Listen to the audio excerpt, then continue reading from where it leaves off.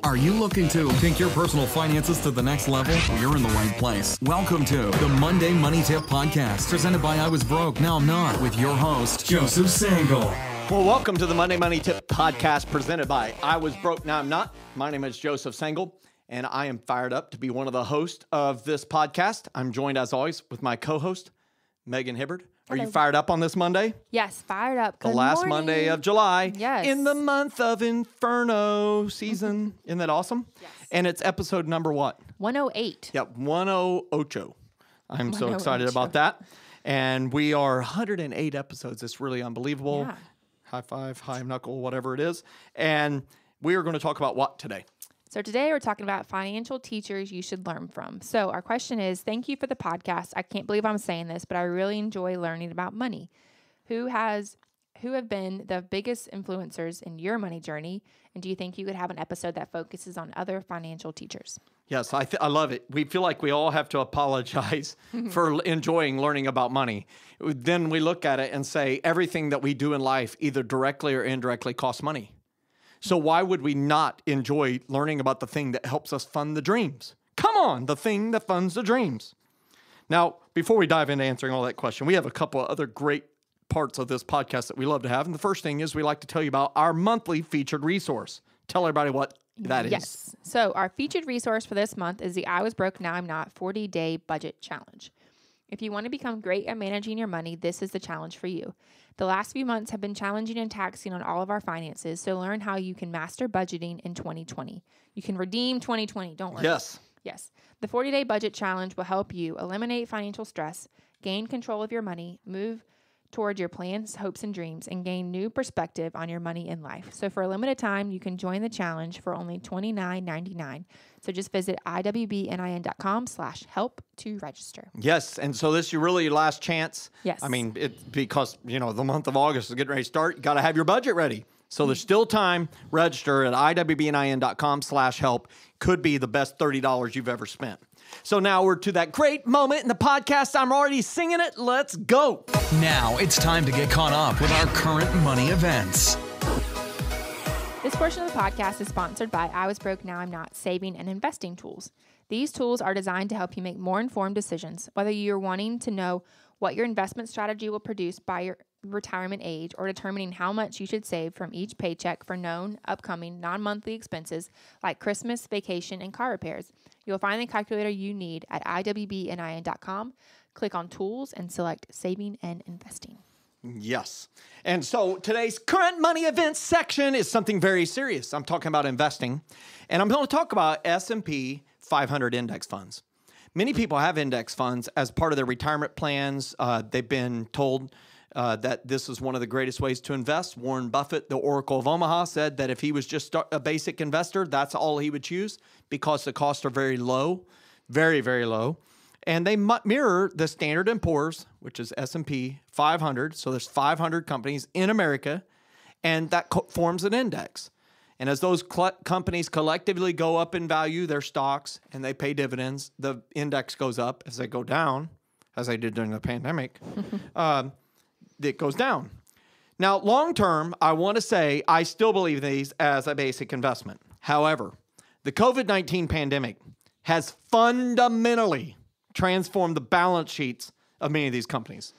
Now, you might be listening and saying, Joe, balance sheets, what does that mean? Or is this the Olympics?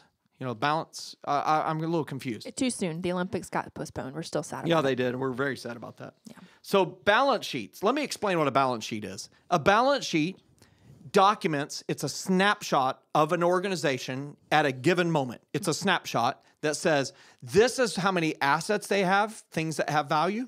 These are the liabilities that they have. And here is what's called retained earnings or shareholders' equity. Okay? And so the balance sheet documents that, and you can calculate something called working capital from this. So working capital, do you know what working capital is? No. So it is the difference that is calculated by saying current assets minus current liabilities. So anything that is going to be received or could be liquidated to cash within the year is called a current asset. So long-term asset could be a manufacturing facility. can't really liquidate that in a year. That's a long-term asset. But a current asset would be an accounts receivable. A customer is going to pay me. This was a receivable that hadn't been paid yet, but it'll be paid in the next 20 days. That's a current asset. And then a current liability is something that I owe within the next year. So I'm paying somebody else, like a supplier. It's a debt that I owe that I'm going to have to pay within the year.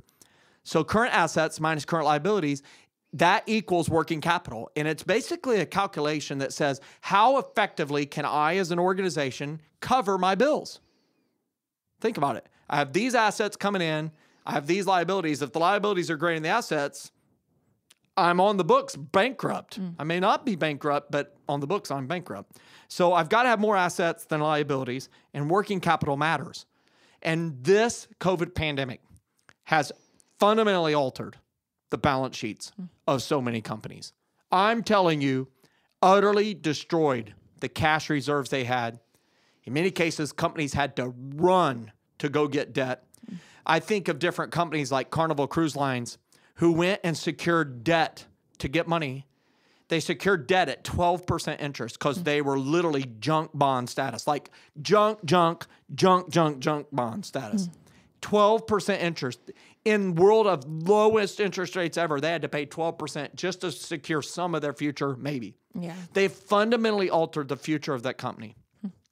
And as a result, the single angle, ready for this? Am I talking too complex? Are you understanding what I'm saying? You're good. Yeah. Okay.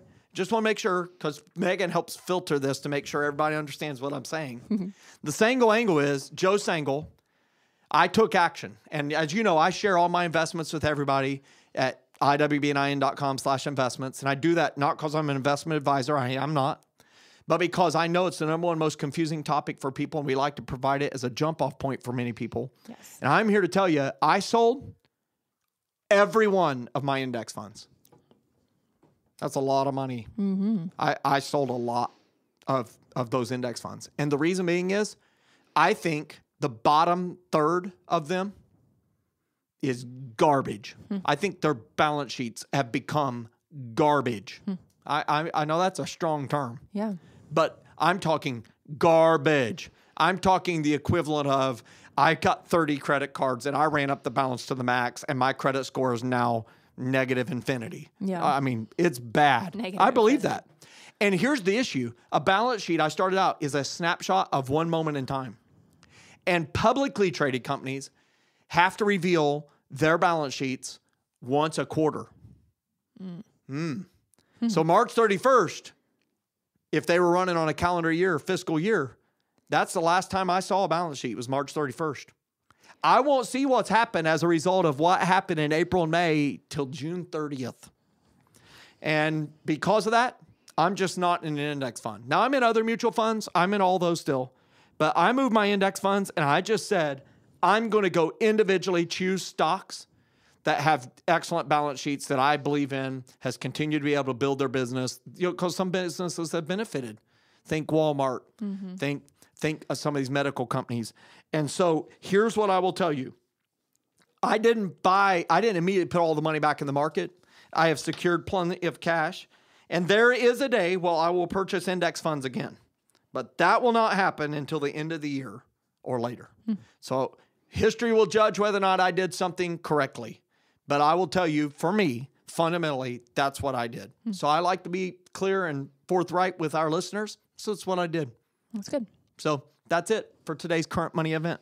And the single And a little peek into Joe Sangle's investment strategy. Yes. Okay, our success story for this week is on the power of budgeting. So it says, I'd been heavily relying on overdrafts to make it from one paycheck to the next, sometimes having almost half of my check committed to pay back overdrafts before I even got paid. Wow, that's crazy. It is crazy. Doing the budget sheets, I'm able to see exactly how much I have to spend and how much I need for bills, so no more overdrafts. We got insurance quotes, and we are now switching our homeowners and auto. We will be saving almost $1,000 a year. Get fired up. Yes. I've got at least 3 savings accounts set up, one for emergency fund, one for Christmas savings. The goal is to have a fully funded Christmas. Listen to Good that. job. And one for known upcoming expenses like auto insurance. And there's not a name on this. And I think I want to speak to that. There's not a name. And I may be reading into this, but a lot of times people are ashamed So they don't want to have their name attached to being poor money managers. Yet they also don't want to be poor money managers. Right. And what I see is this person changed their life. They had a day where they determined this is craziness, that half my paycheck is being stolen for overdraft. And as a result, I can't win this way. So they chose to budget. What a great choice. Yeah. And as a result, they've gotten control of the money. That inspired to take the next step, which get new insurance quotes, which 15 minutes or less could save you 15% or more. Well, you already knew that. You can go with any insurance company, not just with Geico. And they're going to save a ton of money. And as a result, they're going to have their first debt-free Christmas. How awesome is that? That is awesome. And they have changed their whole future. So we love this success story. So we don't know who you are. So unnamed person or persons, we celebrate your success. Thanks so much for sharing it with us. And I would tell any listener, if you're in overdraft, you're in the right place. Keep listening to this podcast and taking a next step every Monday. And pretty soon, you'll be sending us just this type of success story. And we're cheering for you too as well. Yeah, and I think this person, you should be proud of the success that you've made. In such a short time. Yeah, it's a big step. It's huge. Huge pivot. Yes. Okay, so for our featured question for today, it's thank you for the podcast. I can't believe I'm saying this, but I really enjoy learning about money. Who have been your biggest influencers in your own money journey? And do you think you could have an episode that focuses on other financial teachers? Yes. And maybe these should become individual episodes, really. Yeah. Where we can unpack it. But for this one, we're just going to introduce people to other teachers that have influenced us. And so the first one is Dave Ramsey. Big one. Yeah, I mean, that's a big one.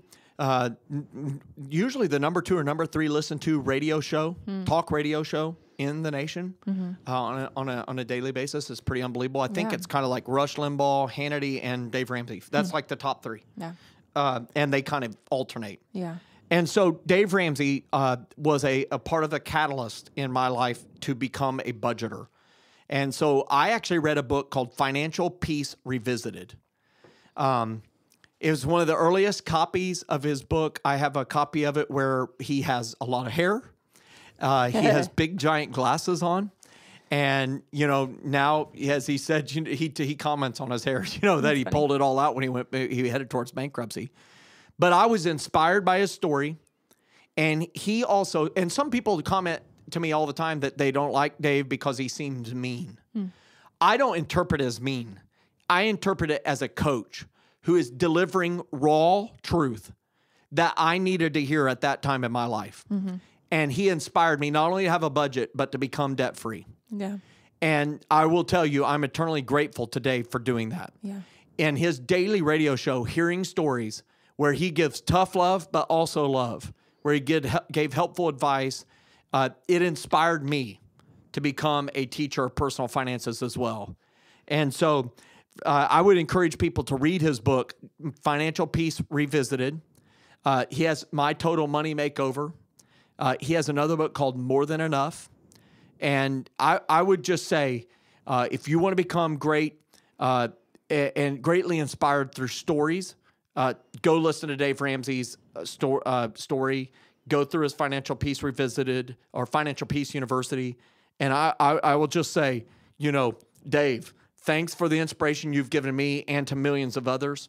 Phenomenal storyteller and a great coach for money. Yeah, I see it as you're talking about, some people see him as a little bit harsh, but I also think you could view it as a lot of people see themselves as the victim, and so they're not willing to get out of that. And so some people, everyone learns differently. Some people just need that tough love. Hey, it's time to pick up your bootstraps and let's go. And then other people prefer more of like a nicer, I don't know, whatever. Yeah. But some people, you need that. You're seeing yourself as the victim. You're not willing to make changes. You want to sit in that and dwell in that. But like, he's one that's being able to tell you, like, you can't stay there.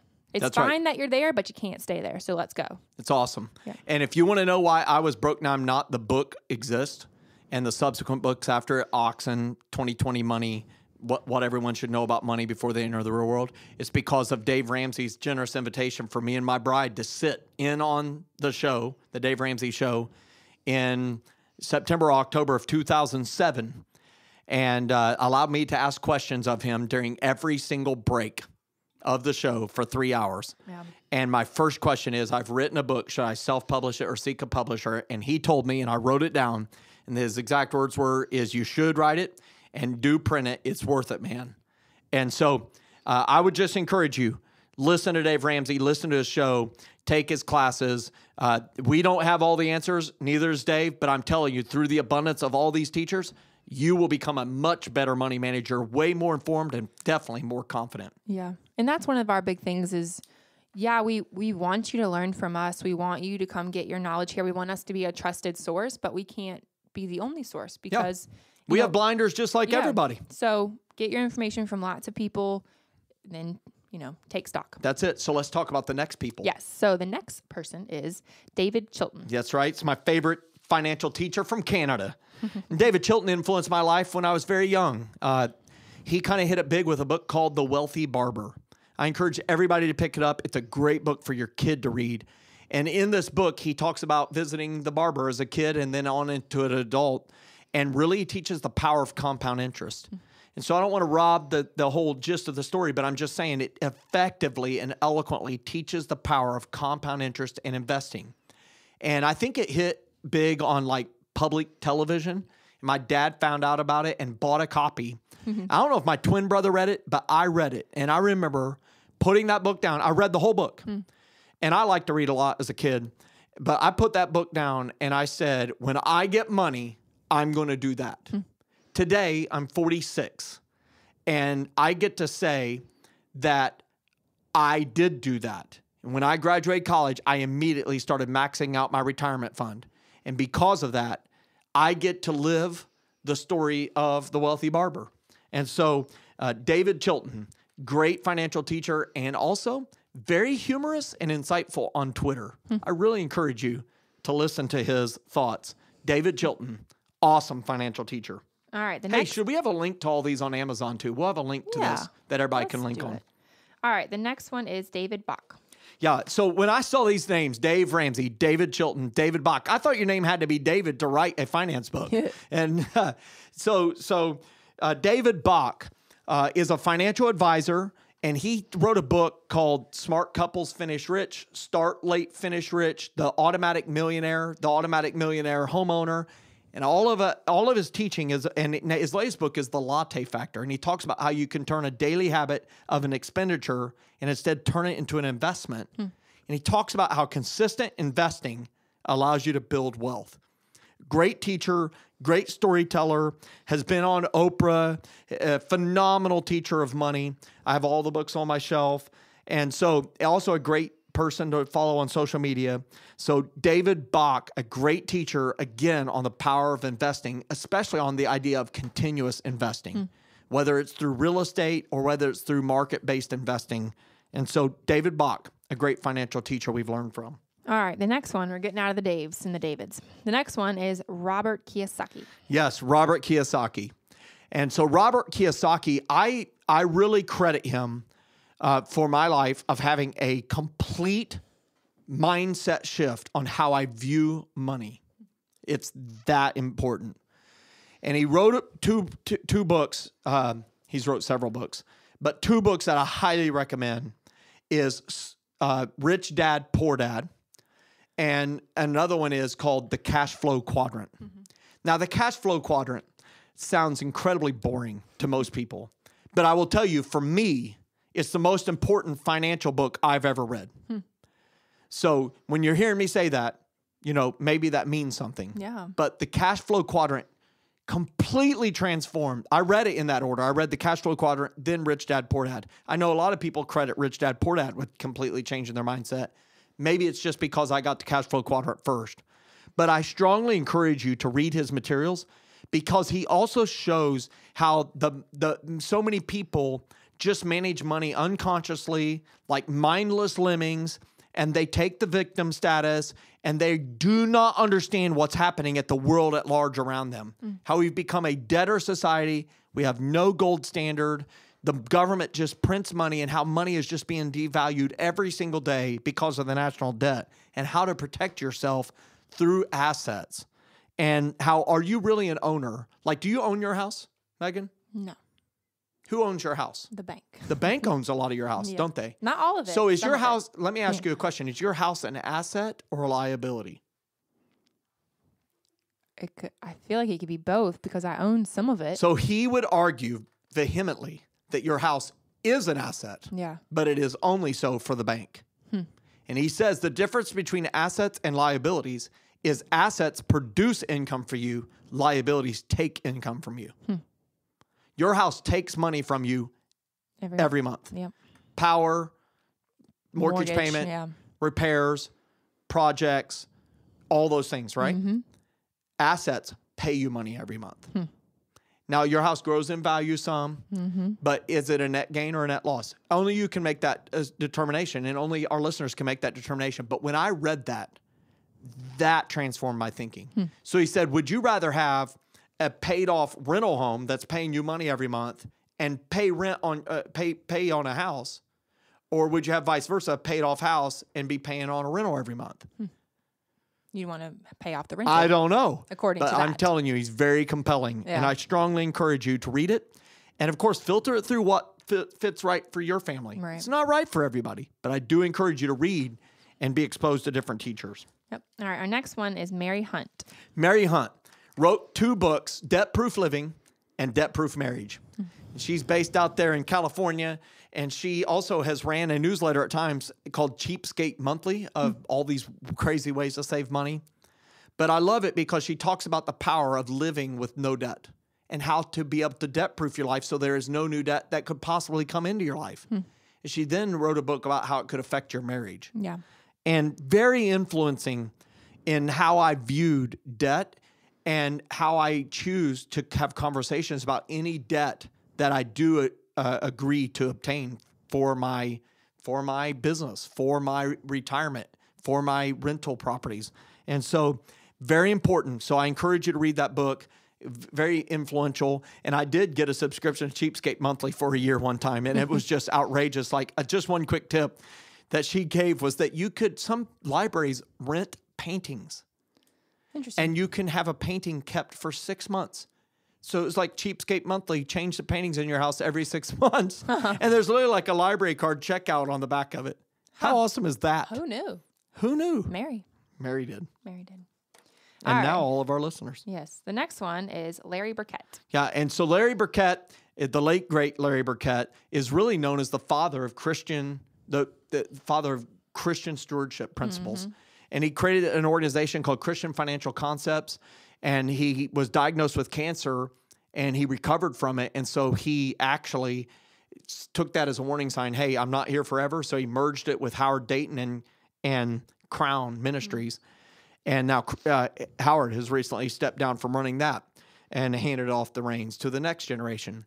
But Larry Burkett wrote a book called Business by the Book and really was the preeminent forerunner teacher of biblical financial principles and how to apply them in your personal finances, but also within your business so that your business would honor God and be honoring to your family as well. And so I really do credit him as a person who paved the way that allowed people like you and me to be able to teach on this topic. Yeah. And so I encourage you to pick up his book. The one that influenced me the most is Business by the Book. All right. And then last one is Phil Vischer. Phil Vischer. Or Phil Visser. Vischer or Phil Vischer. I like Phil Vischer. Vischer. Do you know who Phil Vischer is? Or Phil Vischer? I'd like to talk about Phil Vischer. Phil Vischer. Now, what have we learned here today? That you'll get that if you know what I'm talking about. He's the founder and creator of VeggieTales. I do love VeggieTales. And VeggieTales is so good. And, you know, when my firstborn was just on this earth in November of 99, she's headed towards 21 years old. She loved her some VeggieTales. And I loved them too. They're very humorous. If you never watch VeggieTales, you can watch them, I think, on Netflix or one of them now. It's on one of them. But he made $13 million profit one year and was taking on Disney for animation studios. He's the one that first created characters that were squishy. He invented that. And the next year, he had a movie that hit the big screens and went bankrupt. And he wrote a book called Me, Myself, and Bob. And Bob is one of his veggie characters, Bob the tomato.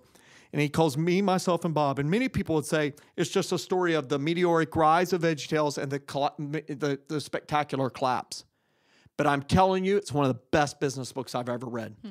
Because at the end of every show, they would go to QWERTY, QWERTY, which is in order on your keyboard. And they would say, what have we learned here today at the computer? And they would teach the big lesson. What is the big moral of the story or whatever? And he says towards the back of the book, now what have we learned here today? After he tells the whole story of the spectacular rise and fall. And he talks about the mistakes he made, of why the business failed. And I will tell you, we can learn a lot from people who have been successful and built their business. We can learn a ton from those who have had the pain and the agony and the anguish of seeing something so great spectacularly collapse. And so one of the things he said, his number one thing of what he learned is, I took my eyes off the numbers. And that's why, and Megan gets to see this, I am fanatical about knowing the numbers. I know the numbers. It's because of that book. I read that book before I ever had it in my heart to start a business. And it's influenced me greatly. And I do realize we rattled through, these 7 teachers so fast. And there's others I'd like to talk about. I think we should probably take an episode every so often and talk about one of our financial teachers. What do you think? That sounds great. And some of the lessons. So all these are great. We'll have a link to maybe their favorite books in the show notes. And I would say Phil, it might have collapsed, but I'm still showing VeggieTales to Logan. There you go. And we still sing the song all the time in the car. And he talks about had the heartache of going to the bankruptcy auction and seeing the characters he created out of his heart be sold and owned by someone else. Oh, that's so sad. It's kind of like, that so much of the Beatles music is owned by Michael Jackson's estate. Yeah, wild. Can you imagine being Paul McCartney and not even owning the music that you created? Ugh. All right, our verse for today is, the beginning of wisdom is this: get wisdom, though it costs all you have, get understanding. And that's Proverbs 4:7. I love that verse. The beginning of wisdom is this: get it. I love that. Isn't that awesome? Though it cost some of what you have? No. A few dollars?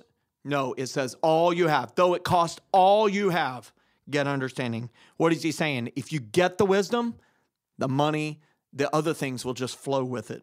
I love that verse. I think I feel really sad now about Phil and his VeggieTale characters. You need like a pick-me-up. You know what? Follow him on Twitter. I think he's done quite well on that. You know why? Because he rose like a phoenix from the ashes. That's good. Happy for you, Phil. Okay, so on our next episode, we're going to talk about making student loans disappear. Yeah, we're going to do magic tricks. It's going to be awesome. So everybody can bring their student loans. We're going to make them disappear. Yes. All right. So many people have been paying student loans so long they believe they will never go away. In fact, many people have paid their student loan payments longer than a house payment. That's wild. Well, next week, we're going to talk about how to make your student loans disappear quickly, like magic almost. Yeah. Isn't that awesome? I think we've got some people's attention. Now, listen, if you like today's episode, please help us get this podcast to other people who could benefit. You can do this quickly by sharing it and rating our podcast, leaving a review. If you're watching on YouTube, click the subscribe button. Click the bell so you're notified every Monday when we release our episode. And if you liked it, give us a thumbs up. Tell us why in the comments. If you give us the thumbs down, also tell us why. We want to know why you despised it. And if you implemented one of our tips, please share your success stories with us by emailing it at info@iwbnin.com, or you can share it with us on any of our social media platforms. We will celebrate with you, clap our hands, throw a party in the studios, and who knows, you may be featured on one of our upcoming podcast episodes. Do you have any final words to share as we exit this episode? I think I would just say learn from lots of people, but also be cautious who you're learning from. So these teachers that we listed, they're trusted people. You trust them, we trust them. We use them as an organization a lot of gaining knowledge. And so it's good to get lots of advice from different people, but make sure you're putting your filters on and taking advice from people that you need to be taking advice from, and not somebody, a wolf dressed in sheep's clothes. Oh, and we have some of those. Yep. Yeah, especially in the financial world. So I hope everybody has a great Monday. Go be productive, take a next step, and maybe, hey, just buy one of these books, get it delivered on that free Prime, and be able to put that knowledge to work right away. Have a great Monday, everybody. Thanks so much for listening to this episode of the Monday Money Tip Podcast, presented by I Was Broke, Now I'm Not. If you enjoyed today's episode, please leave a review and subscribe. And for more great content and to stay up to date, visit iwbnin.com. We'll catch you next time.